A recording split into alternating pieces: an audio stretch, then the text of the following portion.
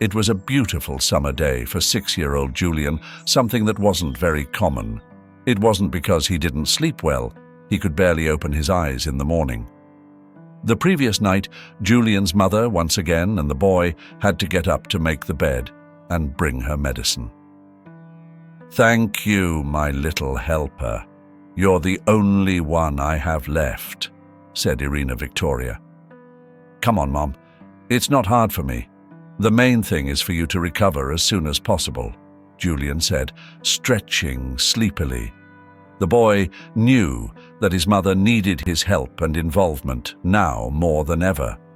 Of course, Irina Victoria tried not to show despair in front of her son, and if possible, she endured it as best as she could. Julian never knew his father and didn't want to ask his mother about him. The boy was used to living just with his mother and couldn't imagine having anyone else close. The problem with Julian's mother had occurred 6 months earlier when she slipped with one of her shopping bags upon returning from the store. She fell on the steps leading to their apartment building. In the fall, the main impact was on her lower spine, causing Irina to suffer a displaced compression fracture. Lying on the icy ground, the unfortunate woman tried desperately to get up, not knowing that she wouldn't be able to. Passers-by walked past, thinking the stranger had simply drunk too much during the holiday season. It wasn't until 10 minutes later that an elderly woman from a nearby building called an ambulance. Despite the doctor's best efforts when they arrived at the emergency room, their final verdict shocked Irina with its brutality. "We're sorry, but you'll be in a wheelchair for the next few years. I can't deceive you. Yes, you know how it is," the doctor said sadly shortly before discharging her. "So, I have no chance of recovery," said Irina, trying to control herself. The doctor looked her in the eyes and said, "No, don't be so categorical. There's always a chance. By the way, there are medical institutions in Austria, Switzerland, and Germany that specialize in this type of trauma. Unfortunately, such a complicated surgery costs a lot of money, so I don't think it's good news for you." The doctor's words had an almost magical effect on the hopeless patient. At that moment, Irina was willing to raise even $1 million to regain her ability to move as before. But when she was discharged, the bitter reality took hold of her mind. Irina felt that her life had ended and that there was no hope of recovery.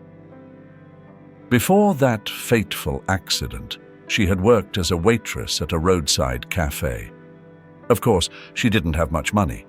As an orphan, Irina could barely hope that someone would be willing to help her financially for the surgery. The woman had no friends, and even if she did, it was unlikely they could lend her such a large sum. Abandoned to her fate, Irina spent her days sitting in a wheelchair by the window, watching the passers-by hurrying about their business, unaware that, nearby, a young woman was suffering unbearable physical and mental pain. All of this couldn't go unnoticed by her little son, Julian, for whom there was no one closer or dearer in the world. It was for this very reason that the boy decided to help his mother find the money for the surgery. Julian's plan didn't stand up to criticism, but he didn't care. He decided to raise the money for his mother's surgery. The boy did what his heart told him to do. It's hard to say what drove Julian to take such a desperate step, but there was no doubt that the decision came from his heart. At first, he simply asked passers-by for money on the street, but it wasn't long before Julian became a beggar. Not everyone passing by was rich, and not everyone was willing to give money to a child collecting for his sick mother with a cardboard sign in his hands. At first, the sign was written in block letters with a few spelling mistakes. The boy simply didn't know any better. The sign read, "Help, good people. Help me as much as you can." It didn't say why the boy needed money. The spelling mistakes were very noticeable. The boy needed money. Passers-by treated him like a common street urchin. Some gave him a handful of coins, others gave him a gingerbread, and others maliciously whistled that there were too many beggars nowadays. 6-year-old Julian tried to ignore his detractors and carefully saved his money in a piggy bank. The boy, needing to raise several $100,000 for his mother's surgery, filled the piggy bank to the brim. Irina suspected that her son was begging and even scolded him a couple of times for it. Like any mother, she understood that it wouldn't lead to anything good. But being disabled, it wasn't easy to keep an eye on a child who already had a sense of freedom and imagined himself as the main provider for the family. Irina was very aware that, in the eyes of her neighbors and acquaintances, she seemed like an irresponsible mother for allowing her son to behave this way. She had asked Julian many times to stop begging on the street and to abandon the idea that money for the operation could be raised in such a shameful manner.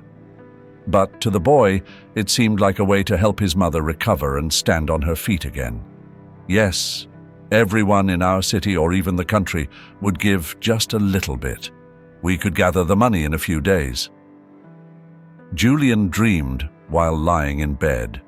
One day, standing with a cardboard sign in front of the store, the boy saw, a little way off, an old janitor feeding stray dogs with some crumbs and bones he had saved beforehand. Dogs, cats, and even pigeons circled around the old man, hoping to get some treats. The old man's friends barked, meowed, and simply purred. It wasn't the first time they had done something like this. Don't rush. There's enough for everyone. I have a little something for everyone. Here's a fresh bone for you, Thunder, and a piece of meat. Oh, don't grumble and don't be jealous. He has no teeth left, so he's entitled to his meat. You're very far away, said the old man with a smile. Watching this scene from a distance, Julian was so interested in what he saw that he even forgot why he had come to the store today. The boy loved animals very much, but having a kitten or a puppy at home was an enviable situation. It would be a luxury he couldn't afford. Julian didn't realize that he was getting closer and watching with interest the feeding of the poor street creatures. It was obvious that the animals loved their benefactor, and that's why they were eager to lick his cheek in gratitude or rub their wet noses on his hand. Seeing the young spectator, the old man greeted him and invited him to participate in the distribution of gifts. "Can I, Grandpa? What if they bite me?"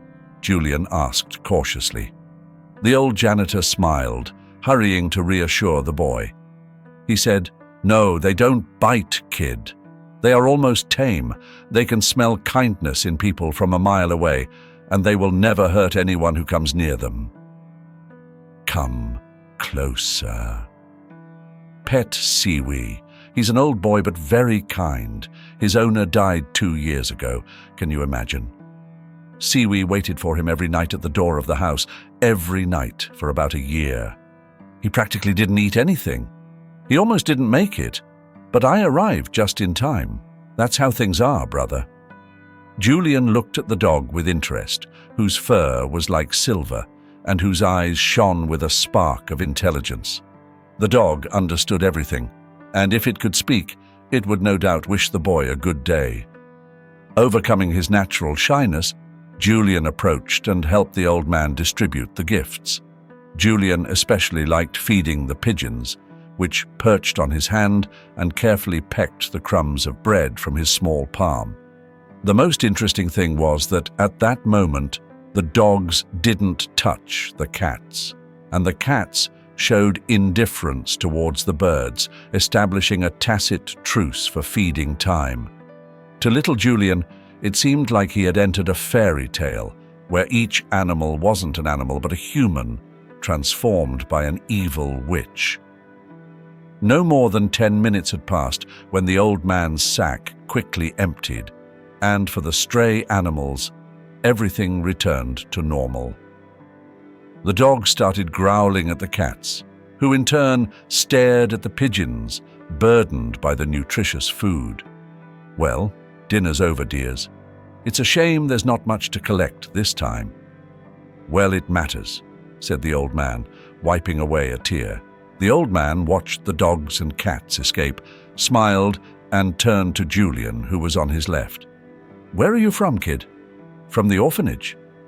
"Oh, a homeless soul?" he asked cautiously. "No, I'm not from the orphanage. I don't live far from here. My mother is sick. She needs an operation, and there's no money. So I thought of trying to raise it this way." Julian hurried to respond.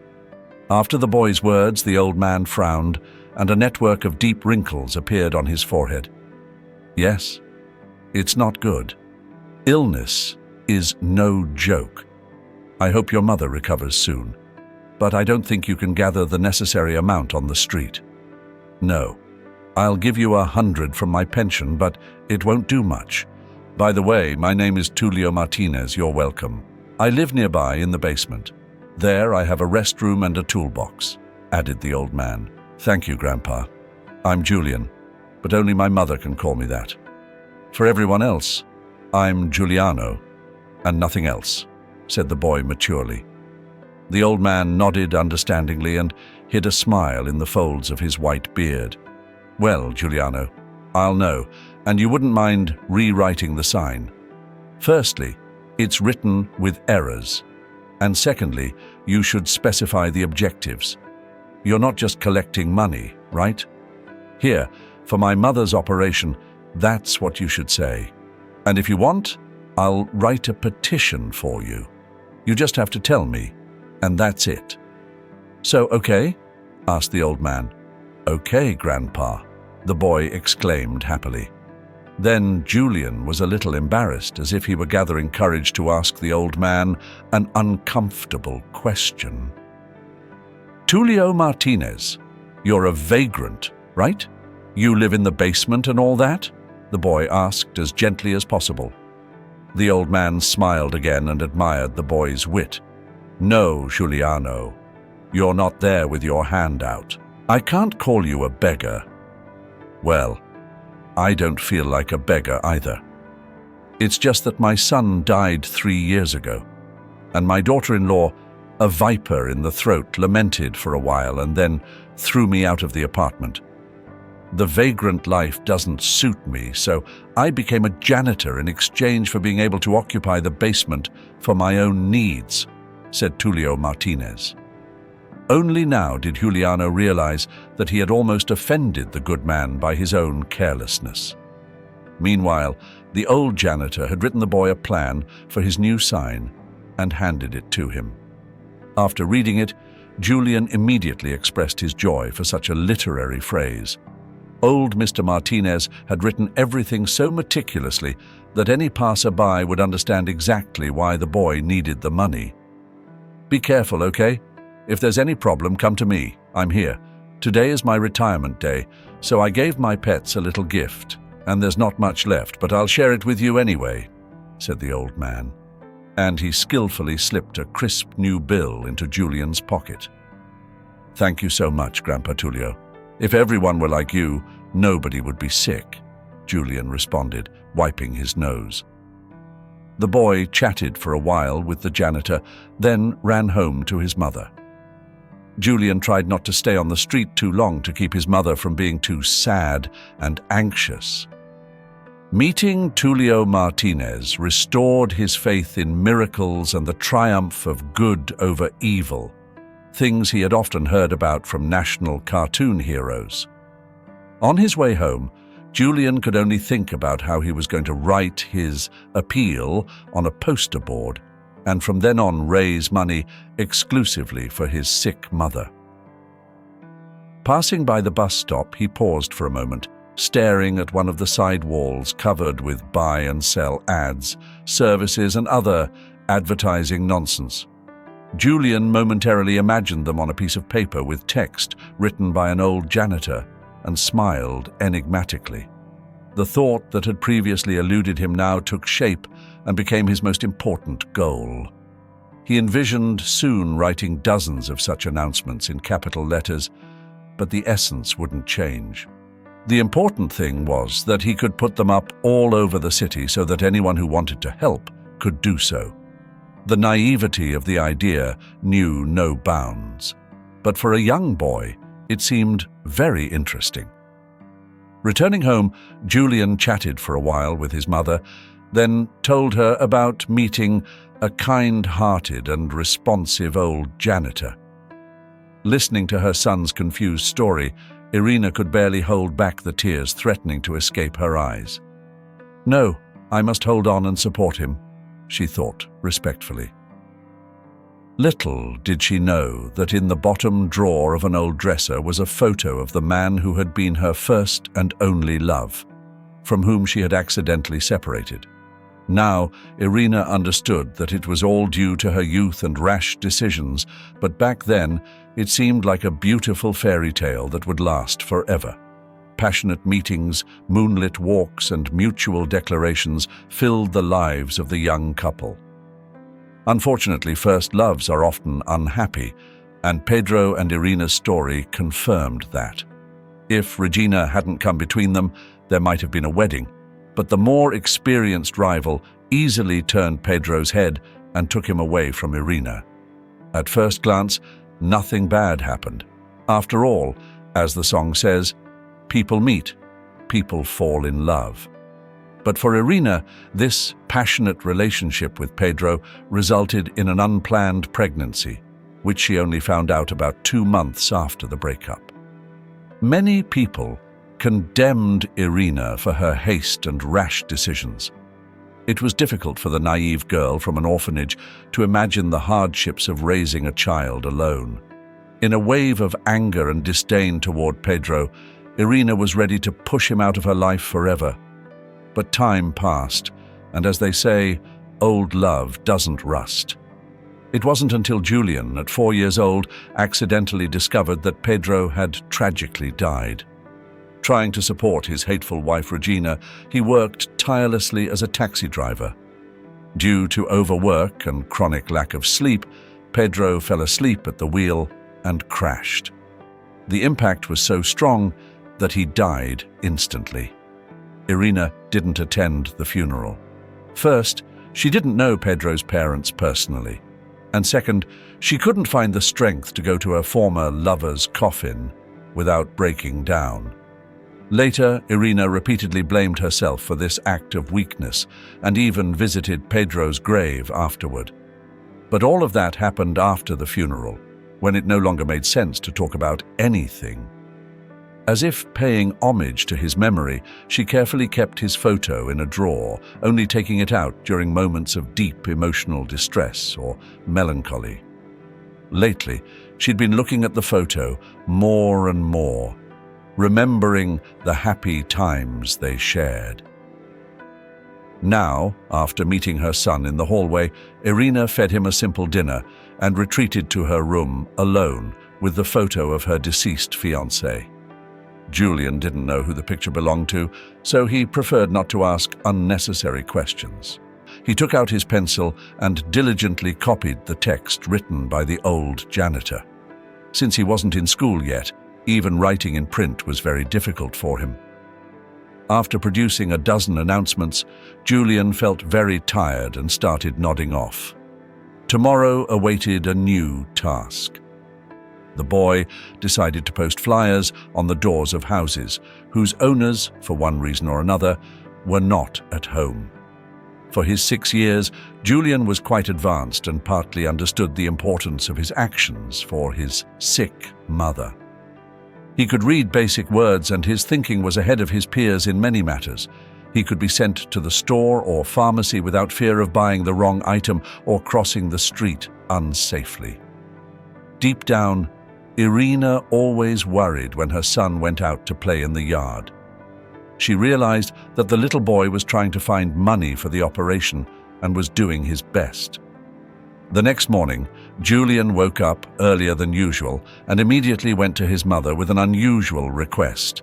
The boy needed glue to post his flyers around the city. Proud of his secret, he would not reveal it under any circumstances. Irina thought about making glue, but then remembered she had half a packet of wallpaper paste that could work. Once he had what he wanted, Julian started posting the flyers. Due to his young age and lack of experience, he made a significant mistake he didn't even notice. He forgot to include his contact information on the flyers, so all his efforts could have been in vain, and the flyers might have been mistaken for a joke or prank. But Julian, 6 years old, sincerely believed he would succeed and continued posting the flyers. He was determined to succeed despite expecting failure. The owner of a fancy mansion came outside just as Julian was about to post a flyer on the garage door. "Hey, what are you doing there? Get out! Get out! I don't know you, street kid. Always trying to steal something without asking," the man shouted. "I just want to ask for help. My mother is sick, see?" Julian cried with tears in his eyes. But it wasn't easy to change the rich man's mind. The businessman saw the boy as a regular kid or a vagrant looking for a better place to steal something valuable. With a frustrated sigh, Julian moved on. The vengeful rich man yelled after him for a long time, trying to cause as much distress as possible. But Julian had a goal, and he pursued it with amazing speed for his age.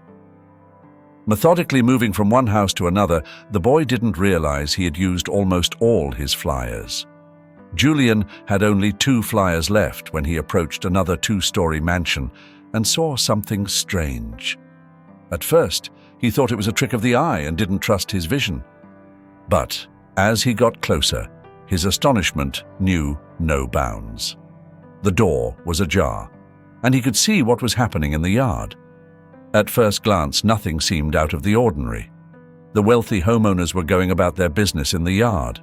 Everything would have been fine if curious Julian hadn't noticed one of the women in the yard. This unknown woman lived in the house, and Julian was certain he was right. Mesmerized, he couldn't take his eyes off her. Julian's astonishment had a simple explanation. He saw his mother, not only wearing a fancy dress, but also able to walk without assistance. "Mom, how did you get here?" Julian exclaimed, immediately drawing the attention of the household. The woman looked at the boy in surprise, holding a glue bottle and a few stained sheets of paper. She shook her head and said, "No, dear boy, I think you're mistaken," she added, with a trembling voice, and tried to hide in the house. When Julian extended his arms and rushed towards her, his mind refused to accept that the woman in front of him couldn't be his mother. The same voice, the same delicate facial features and chestnut-colored hair.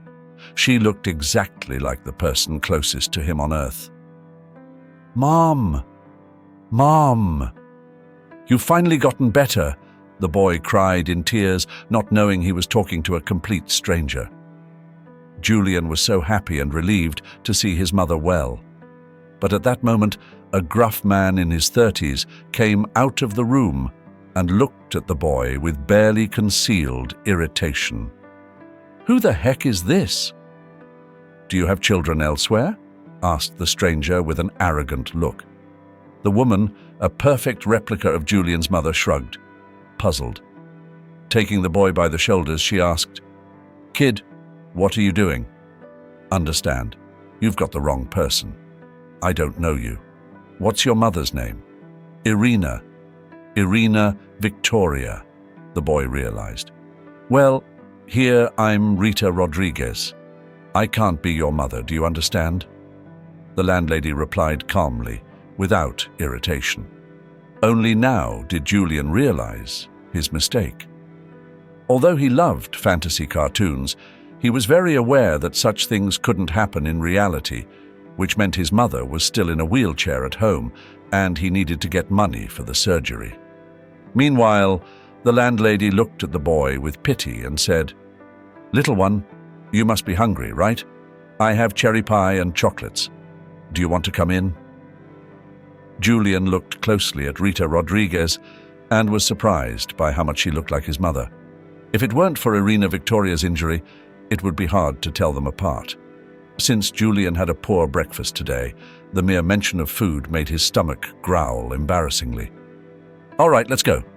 You can put your papers down later." "By the way, what do you have there?" Rita asked, taking the boy's hand. "It's not paper, it's an ad asking for help. My mother is sick and needs surgery. That's how I get money." Julian responded like an adult. "So you're begging?" The man interrupted. "Well, that's what I thought. They all make up stories and then deceive people." "Luis, stop. Can't you see the boy needs help?" Rita shooed him away. Caught between two fires, Julian didn't know what to do next. A few minutes ago, no one had noticed him, and now he met a woman who looked like his mother. "Okay, I'll eat something." "Let's see," he thought, and followed Rita. The house smelled pleasantly of food and spices, making Julian's mouth water. Rita quickly set the table with a delicious slice of pie, a plate of candies, and a cup of aromatic lime tea. "Thank you so much." Julian took a bite and thanked her. Rita watched with a smile as the boy ate, feeling a deep wish to have a child herself. Unfortunately, all her previous attempts had failed, becoming her biggest problem in life. Then Rita noticed Julian's flyers on the table. She picked one up and read it, tears welling up in her eyes. Looking at the childish scribbles, her heart ached with pity. Poor boy, God. Why does he have to go through this? He should be preparing for school, not walking around with ads asking for help for his mother, Rita thought. She couldn't shake off the resemblance to his mother. "No, I don't think so. It's just a coincidence." "It happens," Rita tried to reassure herself. Meanwhile, Julian had finished eating and thanked his host again. Rita smiled and patted his head. She felt an inexplicable sympathy for this sweet child facing such a harsh reality. She grew up in a wealthy family, never knowing the troubles of lacking money. Her parents, Sergio Rodriguez and Ana Perez, were influential business people who provided everything she needed for a comfortable life. Rita was smart, not wasting time, and was known as a successful economist. Her father's health was declining, and he was about to retire. She would take over the company. Rita wished her parents would stay young forever, but age took its toll, and they would retire eventually. Her personal life hadn't been lucky. She had a failed marriage with a gigolo and drunkard. Her current suitor, Luis, was known to be responsible and serious, giving her hope for a good relationship. But Rita was confused by his gruffness. He acted as if everyone owed him something. After feeding Julian, Rita decided to give him food to take home. She thought he was too young to wander such a big city alone. Luis opposed, but there was no changing Rita's mind. In her heart, she had long wanted to adopt a child, but something always stopped her. Talking to Julian, Rita felt a warmth and tenderness found only in a mother's heart. After putting him in the back seat of her car, she drove him to his address. No more talk of ads, as Julian realized their futility. "You'll come with my mum. Don't leave, please." "You have to see her," the boy pleaded. At first, Rita didn't want to meet the boy's mother. The woman was convinced they looked alike and nothing more. But when she accepted Julian's offer, she entered the apartment. Her astonishment knew no bounds. Saying Rita was surprised would be an understatement. Initially, she thought she was looking at a distorted mirror projection, turning a perfectly healthy person into someone sick and invalid. But upon closer inspection, Rita realized this was happening in real life. "God, we look like twins, don't we?" she thought. Irina felt the same upon seeing her exact replica. "Hello?" she said, approaching in her wheelchair. "Good afternoon," replied Rita with the same trembling voice. The most interesting part was that they had already noticed each other's distinctive moles on their necks, which were quite similar. All the while, Julian stood beside them, never taking his eyes off his mother and Rita. The women really did look like two peas in a pod.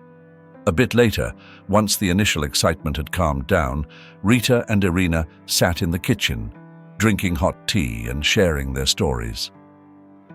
"I grew up in an orphanage and never knew my parents, so I can't help much in this matter." Irina broke the pause first. "I, on the other hand, grew up in a wealthy family and probably have nothing to do with the orphanage," Rita replied thoughtfully. But saying that, she felt quite sure they were sisters. There was no other explanation. Sitting across from each other, it was like looking into a reflection.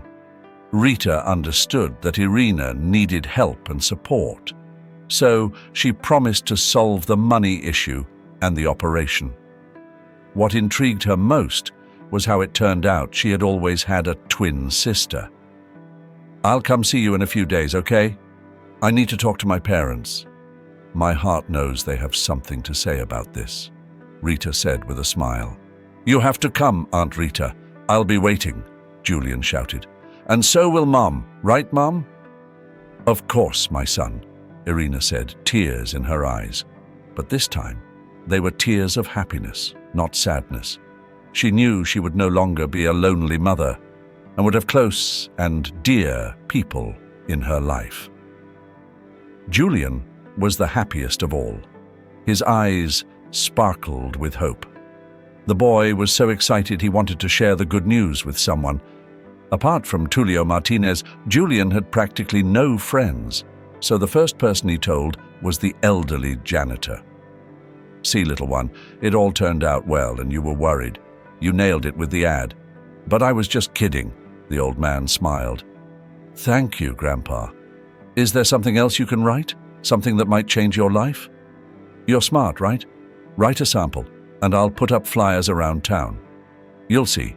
We'll find you a family," Julian suggested naively. Tears filled Tulio's eyes. "Thank you, Julian, but no ad, not even the most magical one, can help me. I'm alone, you understand? I only have dogs and cats. I'm not complaining.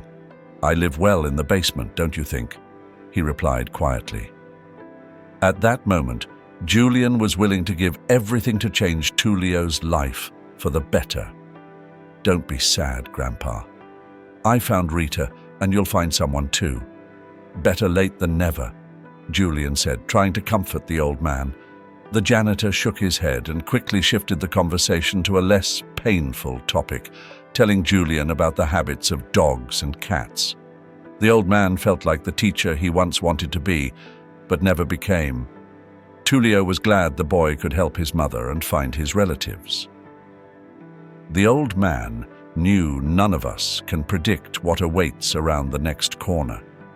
Not long ago, he led a normal life and had no idea he would soon end up on the streets, among vagrants, stray animals, and hopeless poverty.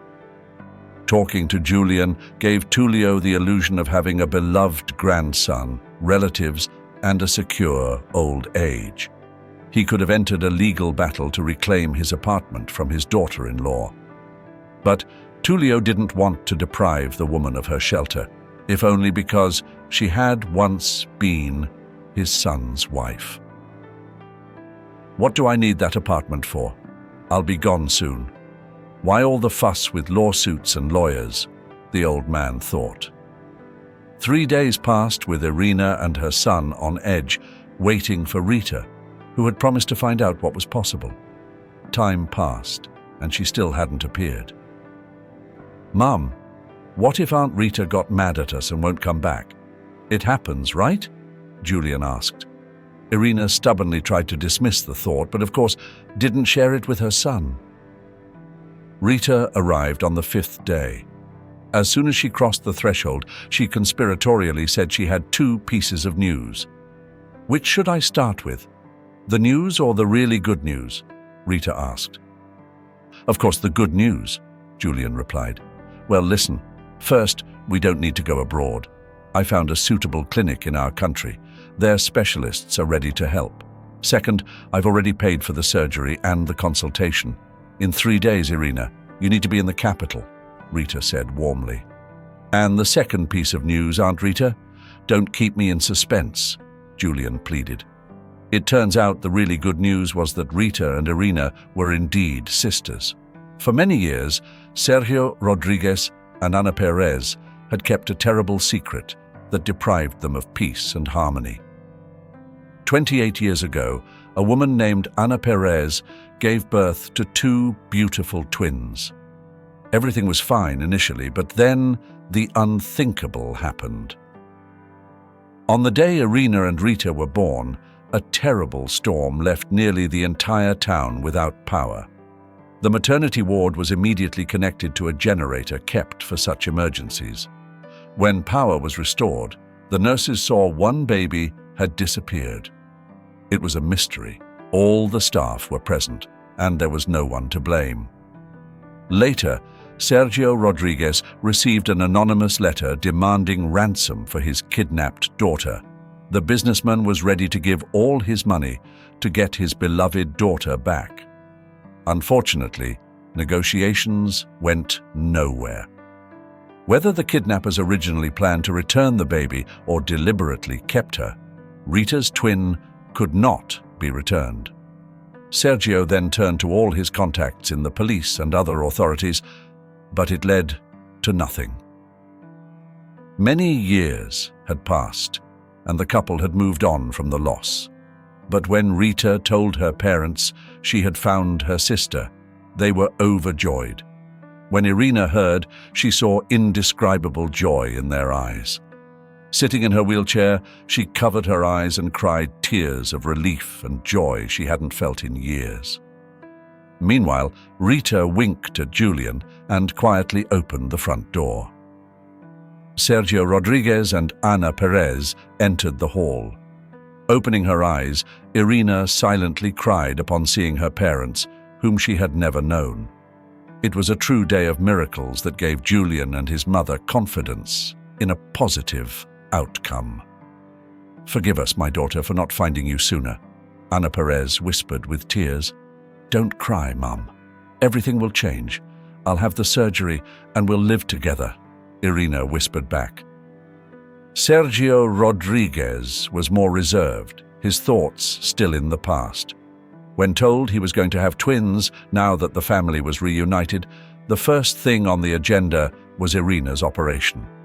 Since she had to return to the capital, Rita offered to care for Julian. Sergio and Ana decided to help their daughter and accompany her, partly out of guilt and partly from a desire to be with their daughter who hadn't known their love for 28 years. After seeing his mother off at the airport, Julian returned home with his Aunt Rita. Birds sang in the boy's soul because he had found his aunt and grandparents. Looking out the window, Julian saw Tulio Martinez sitting on the bench. At the old man's feet lay the dog Trueno, occasionally trying to lick his face. "Aunt Rita, can I invite Grandpa Tulio over? Mum won't mind. He's the one who helped me find you," the boy asked timidly.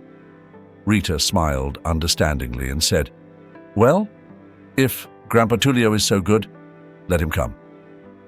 After getting permission, Julian ran outside to hug the old man and invite him over.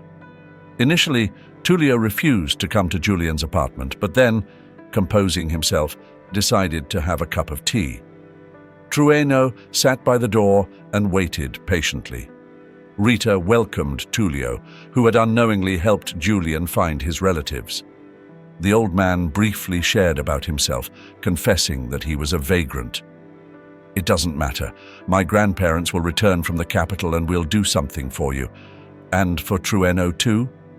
"Of course," the boy exclaimed. "Oh, come on, dear. My time is over, and now I have nothing to make up for," the old man said sadly. He suddenly looked at the picture on the kitchen table. In it, there was a photo of a young man whose face seemed familiar to the old man. Tulio Martinez couldn't hold back the tears. The man he was looking at was none other than his own son, Pedro, who had died in a car accident. "What's wrong?" Juliano asked, startled. Alarmed by the old man's behavior, Rita approached him and gently touched his shoulder. Tulio raised his tearful eyes to her and asked quietly, That's my son, Pedro. He died several years ago. How is it possible that the photo is in your house?" Rita looked at the old doorman, unable to find an answer. She didn't know where the photo in her sister's house came from, as they had seen it in person for the first time. "Mom looks at it often and cries," Giuliano said, looking over the old man's shoulder. "She always thinks no one sees her at that moment. But I spied on her a couple of times and found out. Tulio Martinez's coincidence was suddenly shattered. And Sirena was Pedro's first love. He was always reserved and never showed his love, and I, a foolish old man, never asked. Regina, I know. Then she threw me out of the house," the old man thought, despite Tulio Martinez's vehement protest. Giuliano, with his aunt's approval, offered the old man to stay with them for a while. "And for the thunder, we'll build a kennel behind the house. We won't chain him. Everything will be fine." The boy hurried to reassure the grandfather. "You have a good soul, dear. Deep down, I know you're not a stranger to me, and even if you are, I'll live with it. Anyway, I won't be able to have grandchildren," the old man replied. Fortunately, thanks to the professionalism of the doctors and the most modern equipment, the operation was successful. But a long period of rehabilitation was necessary. Meanwhile, Irina would remain under observation in the room for a few more weeks. One day, after calling her sister, Rita cautiously asked her about the photo found and learned that she had brought her own grandfather home. The realization that all this time she had been communicating with her own grandson put Tulio Martins in a state of pleasant shock. The old man was happy and cried at the same time, still not believing the miracle that had happened to him. It's hard to know what would have happened if Giuliano had not met the kind doorman on the street, who not only helped her find her family, but was also her own grandfather. By turning on the video link, Rita gave Tulio Martinez and Irina the chance to communicate directly. The first sentence they uttered was, "I'm sorry." It turned out that, by a stroke of bad luck, they had lost a close and dear person who, even after death, had managed to unite them. Tulio Martinez never met his son's first girlfriend and only knew the divorced Regina, who indeed threw him out of the house. The most surprising thing is that all these characters lived in fact in the same city and didn't even know of each other's existence. Maybe this is the reality when even close people don't see each other for years and only remember their relationship when they feel unhappy. After 3 weeks, Irina and her parents were finally able to return home. They were greeted at the airport by their closest family, which now consisted of more than just little Giuliano. To celebrate their daughter's return, Sergio and Ana Perez organized a lavish party in honor of their daughter at a restaurant where Tulio Martinez was the guest of honor. Knowing the old man's love for dogs and cats, the businessman promised to open a shelter for homeless animals. Naturally, it would be run by Tulio Martinez himself. The sisters Rita and Irina now saw each other almost every day and couldn't stop talking after 28 years, so they had a lot to talk about. But mostly it's Giuliano who has benefited from it, as he has been showered with affection and attention. He believes that from now on, it will always be like this.